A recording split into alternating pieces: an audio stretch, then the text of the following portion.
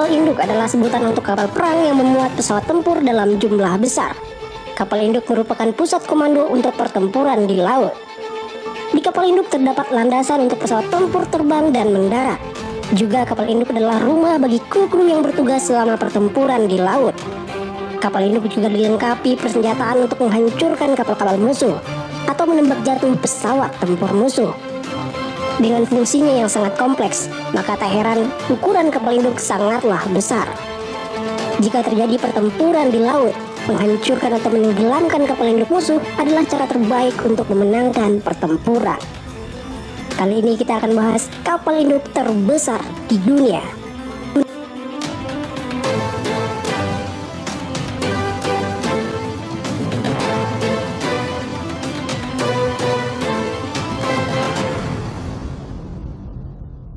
USS Enterprise CVN-80.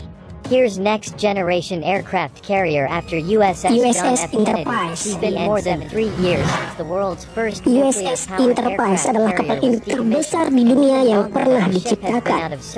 Hebatnya lagi, kapal induk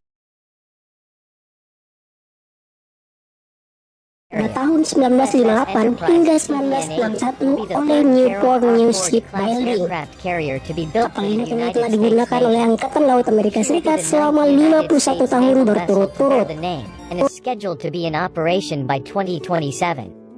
Her construction began in August 2017. Makanya tak heran kapal induk ini telah terlibat dalam banyak pertempuran seperti Perang Vietnam dan Perang Korea. USS Enterprise memiliki panjang 342 meter. Dengan ukuran yang besar itu, kapal ini mampu menampung 5.000 orang. Sedangkan untuk pesawat tempur bisa memuat sampai 90 pesawat tempur. Namun normalnya hanya diisi oleh 60 pesawat tempur. Extending the length of time used to build both John F. Kennedy CVN-79 and Enterprise by 2 years. USS Enterprise atau juga dijuluki PI ini akhirnya pensiun pada tahun 2012 lalu. Ini merupakan kapal induk Amerika dengan pengoperasian yang paling lama. The ship is currently scheduled to replace USS Dwight D. 51 consecutive years of service to the Navy and completed its final deployment in 2012, just before being inactivated. The ship was officially decommissioned on February 3, 2017. Now a data system from the Enterprise will find new life on the Navy's newest aircraft, the future USS John F. Kennedy.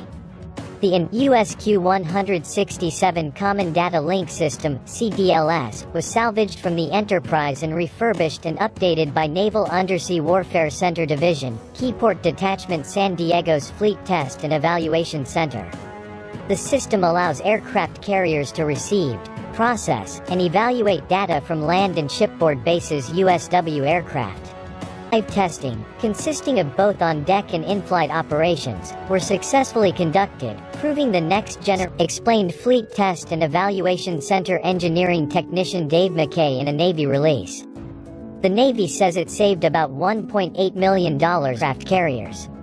One of the anchors from the Big E was installed on the USS George Washington last year as it undergoes mid-life refueling and overhaul at Newport News Shipbuilding.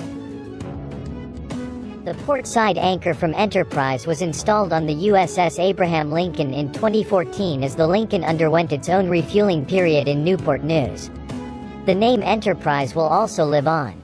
CVN-80, a Ford-class carrier currently under construction in Newport News, will carry on the name. Shortly before USS Enterprise went to the breakers, a new ship bearing the name was laid down, CVN-65, the world's first nuclear aircraft carrier.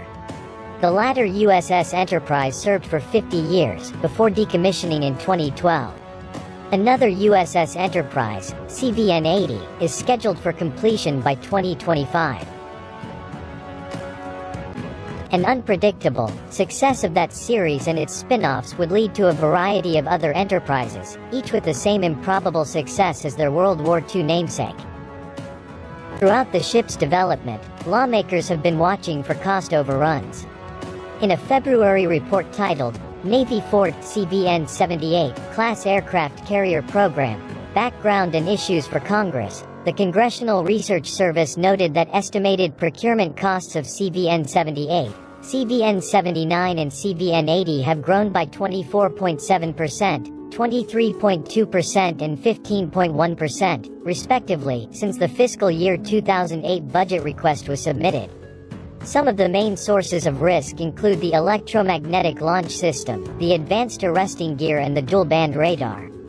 To lower costs, the Navy opted to award Newport News Shipbuilding a 2-carrier contract last year. The decision is expected to save the service about $4 billion.